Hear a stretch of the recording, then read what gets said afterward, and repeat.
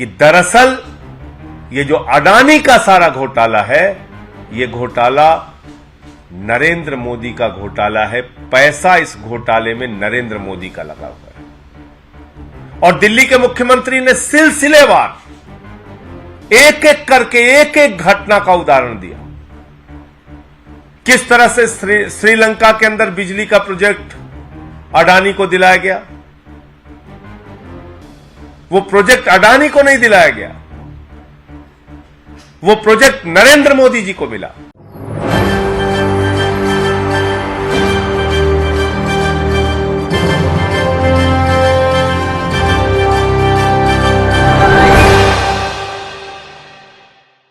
नमस्कार, मैं हूं राहुल शर्मा। आप देख रहे हैं SP9 न्यूज। स्वागत है आप सभी का आज की बड़ी खबर में। बड़ी खबर की शुरुआत देश के प्रधानमंत्री नरेंद्र मोदी की। देश के प्रधानमंत्री नरेंद्र मोदी 8-8 घंटा काम करते हैं, 9-9 घंटा काम करते हैं। देश के प्रधानमंत्री नरेंद्र मोदी जनता के बारे में बहुत सोचते हैं। बहुत सारी चीज़ें ऐसी हमने सुनी, लेकिन विपक्ष क्या कह रहा है कि मोदी जी 8-8, 9-9 घंटा काम तो करते हैं, लेकिन देश के हालात कैसे हैं? बेरोजगारी बढ़ती जा रही है, अर्थव्यवस्था खराब है। उड़ीसा जो ट्रेन हादसा हुआ, ऐसे तमाम हादसे हो गए। तो सरकार कर क्या रही है? ये 8-8, 9-9 घंटा क्या काम चल रहा है? अपने दर्शकों को बता दें कि ये कहा जा रहा है कि सरकार काम नहीं कर रही है, वो तो अपना खजाना भरने में लगी है। जनता को बेवकूफ़ बनाया जा रहा है। और अपने दर्शकों को मैं एक रिपोर्ट दिखाऊंगा 2024 के लोकसभा चुनाव से पहले क्या देश के प्रधानमंत्री नरेंद्र मोदी की संपत्ति बढ़ी है? ऐसा क्यों? ऐसा इसलिए कहा जा रहा है क्योंकि यह कहा गया कि मोदी जी का जितना पैसा है वो अडानी की कंपनियों में लगा, और अडानी और मोदी जी दोनों मिलकर जो है वो देश को कहीं ना कहीं अंधेरे में रख रहे हैं। देश की जनता को कहीं ना कहीं, अगर मैं कहूं तो, बरगलाने का काम कर रहे हैं। क्या वाकई ऐसा है? संजय सिंह ने एक बड़ी बात कही है, देखिए एक रिपोर्ट। कि दरअसल ये जो अडानी का सारा घोटाला है, ये घोटाला नरेंद्र मोदी का घोटाला है। पैसा इस घोटाले में नरेंद्र मोदी का लगा हुआ है और दिल्ली के मुख्यमंत्री ने सिलसिलेवार एक एक करके एक एक घटना का उदाहरण दिया। किस तरह से श्रीलंका के अंदर बिजली का प्रोजेक्ट अडानी को दिलाया गया,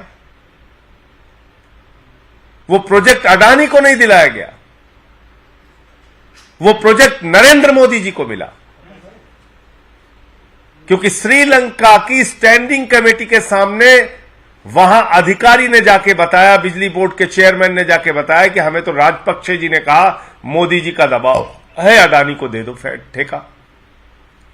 बांग्लादेश में बिजली का ठेका अडानी को दिलाया गया, वो ठेका नरेंद्र मोदी जी को मिला। देश के 6 एयरपोर्ट नियम बदल के अडानी को दिए गए, वो 6 एयरपोर्ट, उसके ऊपर कब्जा। देश के सारे एयरपोर्ट्स के ऊपर जो भी व्यापार है उस पर 30% कब्जा अडानी का है, यानी कि नरेंद्र मोदी जी का है। और एक परंपरा शुरू की देश के प्रधानमंत्री ने,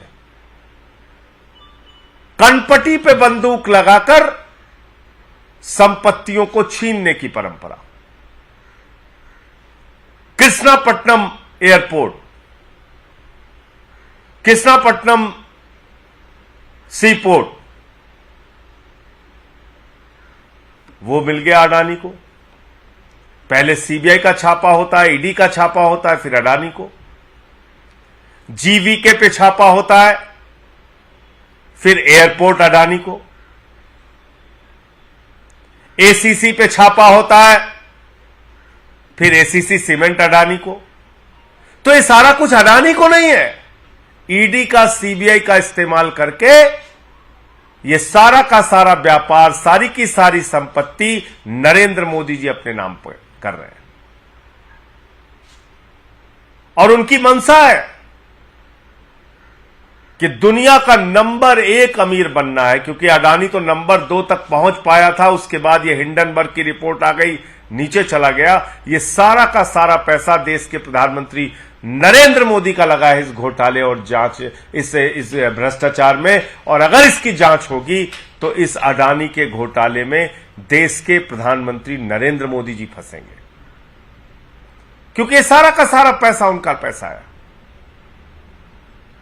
इसीलिए अपनी सरकार की परवाह किए बगैर, सारी विपक्षी पार्टियों की आवाज की परवाह किए बगैर नरेंद्र मोदी जी चट्टान के तरह इस अडानी घोटाले में अडानी के साथ खड़े हैं। ये रिपोर्ट आपने देखी जिसमें विस्तार से हमने अपने दर्शकों को दिखाया। तो क्या अडानी की कंपनियों में जो पैसा लगा वो मोदी जी का है? और अगर इनकी जांच हो जाती है तो क्या वाकई देश को पता चल जाएगा कि विपक्ष झूठ बोल रहा है या सत्ता पक्ष झूठ बोल रहा है? और अगर सरकार झूठ बोल रही है तो क्या सरकार से सवाल जवाब नहीं होना चाहिए? आज के लिए इतना ही। आपसे फिर दोबारा मुलाकात होगी, तब तक के लिए इजाजत दीजिए। नमस्कार।